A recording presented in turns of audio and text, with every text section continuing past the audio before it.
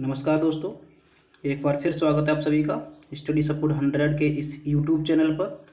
और आज से हम शुरुआत करेंगे भौतिक भूगोल की। और एक एक करके भौतिक भूगोल के जो भी टॉपिक्स हो सकते हैं उन पर हम चर्चा करेंगे। और भौतिक भूगोल की शुरुआत में जो सबसे पहला जो टॉपिक हम पढ़ते हैं वो पढ़ते हैं ब्रह्मांड की उत्पत्ति। तो आज हम ब्रह्मांड की उत्पत्ति से संबंधित जो सिद्धांत हैं, बेसिकली जो सबसे तर्कपूर्ण सिद्धांत है, जो बिग बैंग थ्योरी है, बिग बैंग सिद्धांत है, उसके बारे में चर्चा करेंगे और ये समझने का प्रयास करेंगे कि इस ब्रह्मांड की उत्पत्ति किस तरह से हुई। आज जितना हो सकता है तारों की उत्पत्ति, निहारिका की उत्पत्ति, वो आज हम पढ़ने के प्रयास करेंगे और आगे आने वाली वीडियो में एक एक करके आपको सभी टॉपिक्स क्लियर कर दिए जाएंगे। तो शुरू करते हैं। तो जो ब्रह्मांड की उत्पत्ति से सबसे महत्वपूर्ण सिद्धांत है, वो महत्वपूर्ण सिद्धांत का नाम है बिग बैंग सिद्धांत। उसको हम कहते हैं big bang theory. Big bang theory, उसका नाम है बिग बैंग सिद्धांत। बिग बैंग सिद्धांत की अगर हम बात करें तो बिग बैंग सिद्धांत को जिस व्यक्ति ने प्रपोज किया था, बिग बैंग सिद्धांत को जिस व्यक्ति ने प्रतिपादित किया था, इसका जो प्रतिपादन का श्रेय है वो जाता है लेमेंत्री को। लेमेंत्री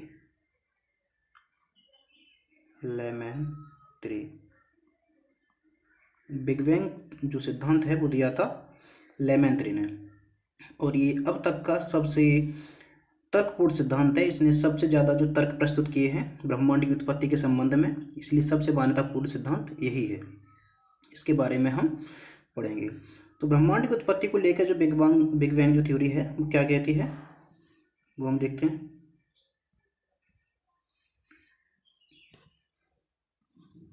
बिग बैंग सिद्धांत के अनुसार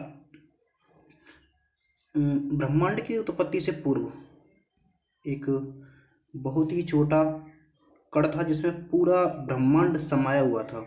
ये हमने आपको स्क्रीन पर दिख रहा है कि हमने एक ऐसा कण बना दिया है जिसका तापमान बताया गया था कि ये जो कण है, इस कण का तापमान जो है वो इतना अधिक है, बिल्कुल इनफाइनाइट तक जाता है। मतलब ये जो कण है, इस कण का तापमान अनंत है।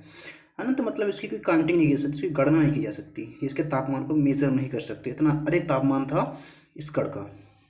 उसके बाद ये जो कण है, इसका प्रेशर, इसका जो दाब है वो भी बहुत ही ज़्यादा था। दाब भी इसका अनंत था। इसका घनत्व, इसका जो डेंसिटी है, इसकी जो डेंसिटी घनत्व है, घनत्व भी बिल्कुल अनंत था। मतलब ये जो कण है, इसका तापमान, इसका घनत्व, इसका दाब बहुत ही अत्यधिक था ब्रह्मांड की उत्पत्ति से पहले। और कहा जाता है कि जो ब्रह्मांड की उत्पत्ति है वो एक इस कण से ही हुई है, जिस कण में पूरा ब्रह्मांड पहले समाहित था। और फिर बताया जाता है कि इस कण में इतना तापमान था, इतना घनत्व था, इतना दाब था, और इसलिए इस कण में एक विस्फोट हो गया। और जो विस्फोट की तारीख बताई जाती है, उस विस्फोट का जो समय काल बताया जाता है, पीरियड बताया जाता है, वो है, ये जो विस्फोट होने का जो समय काल है वो 13.7 अरब वर्ष पूर्व, ये ऐसा कहा जाता है सिद्धांत के अनुसार कि ये जो कण है इसमें अब से लगभग 13.7 अरब वर्ष पूर्व ये जो कण है इसमें एक भयानक विस्फोट हुआ। और इस विस्फोट से ही, इस विस्फोट के कारण ही ब्रह्मांड की उत्पत्ति हो गई। अब उत्पत्ति के चरण क्या थे, किस तरह से क्या क्या बने, वो हम अभी देखेंगे। तो ब्रह्मांड की अभी उत्पत्ति हो गई। तो ये कण था, इस कण में बहुत सारा द्रव्यमान था। इस कण का जो भी द्रव्य था, जो भी मैटर था, वो चारों तरफ फैल गया। जैसे कण है और इस कण का जो मैटर है वो चारों तरफ इस तरह से फैल गया। और मतलब ये जो कण है, विस्फोट होने के बाद ये खुद में एक्सपेंड करने लगा, खुद में इसमें एक एक्सप्लोज हुआ और ये चारों तरफ फैल गया। मतलब ये कण विस्तारित होने लगा। इस तरह से आप इस चित्र को देखकर समझ सकते हैं। ये चित्र देखिए, इस चित्र को आप देख सकते हैं। ये जो कण है, इस कण में अब से लगभग 13.7 अरब वर्ष पूर्व एक विस्फोट हुआ और इस कण का जो द्रव्यमान था वो इस तरह से फैल गया। और फैलने के बाद विभिन्न चरणों के पश्चात जो हमारा आधुनिक मनुष्य है उसका निर्माण हुआ। इसी से ग्रह बने, सभी तारे बने, निहारिका का निर्माण हुआ। तो जो भी इसके स्टेप थे हम वो एक एक करके स्टेप देखते हैं कि स्टेप क्या क्या थे, किस स्टेप में क्या हुआ। देखिए,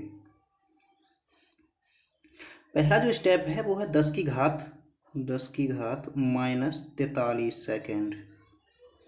जब इस कण में विस्फोट हुआ तो उसके 10 की घात -43 सेकेंड बाद, ये कितना समय हुआ 10 की घात -43, वो देखिए ये लगभग इतना समय है कि 10 की घात -43। 10 की घात -43 का मतलब है कि 1/1 पर आप 43 जीरो लगा दिए, 43 जीरो, और फिर 1 को डिवाइड कीजिए, फिर जितना सेकंड जो समय आएगा उतने सेकंड, मतलब बहुत ही सूक्ष्म समय है।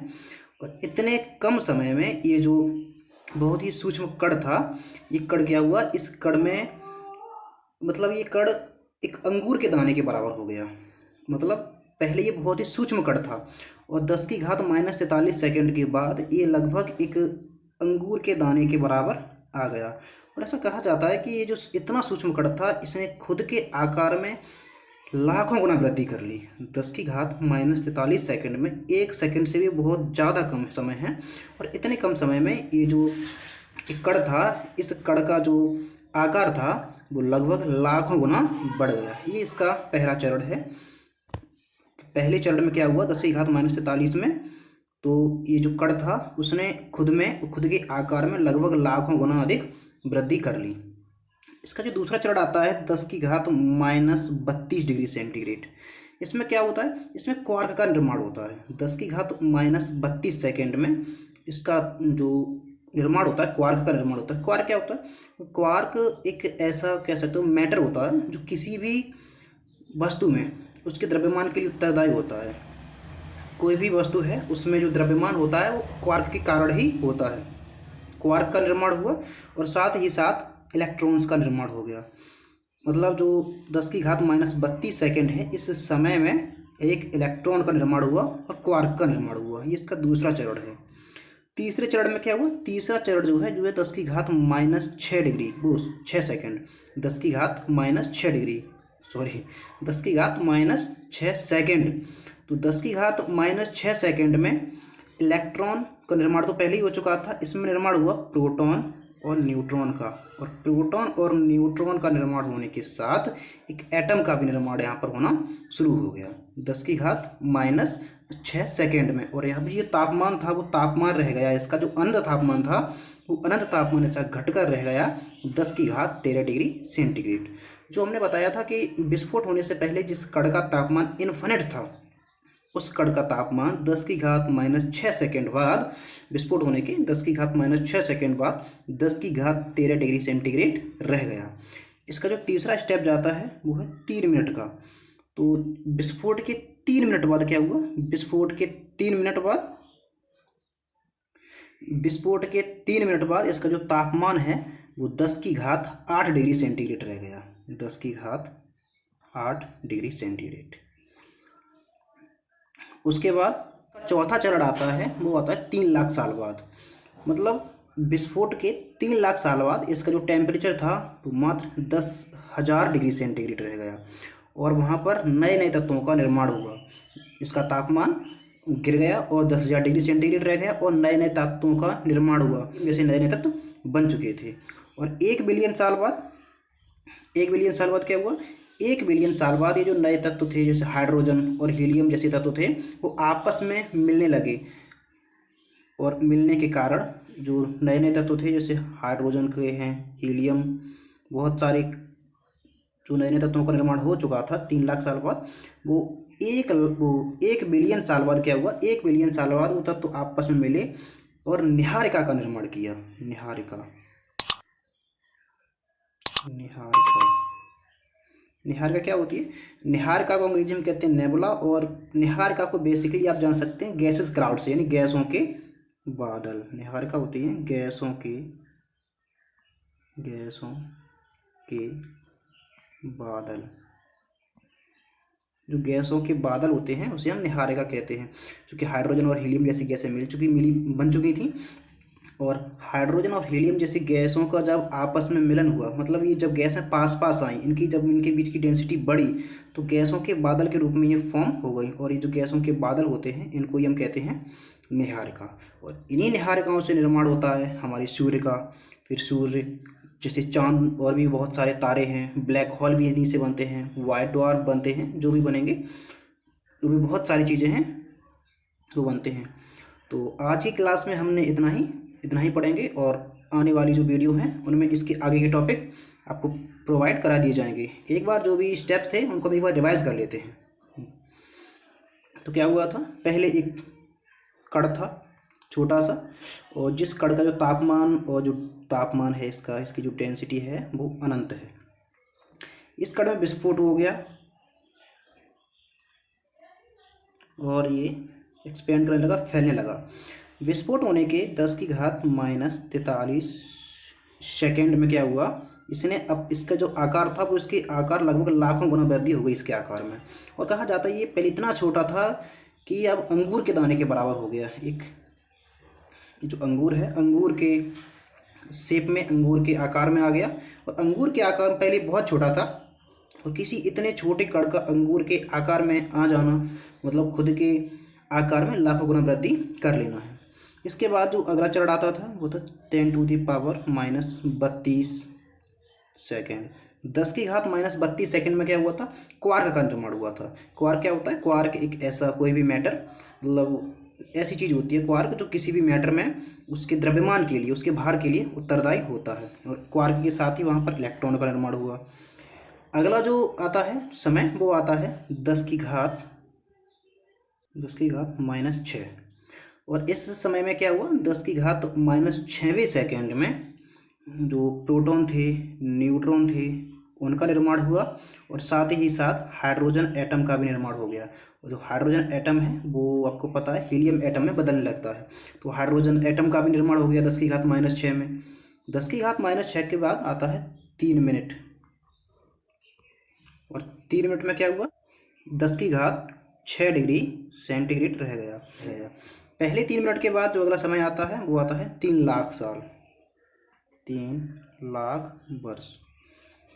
3 लाख वर्ष बाद क्या हुआ, नए नए तत्वों का निर्माण शुरू हो गया, और इसका जो तापमान है वो भी 10,000 डिग्री सेंटीग्रेड तक गिर चुका था।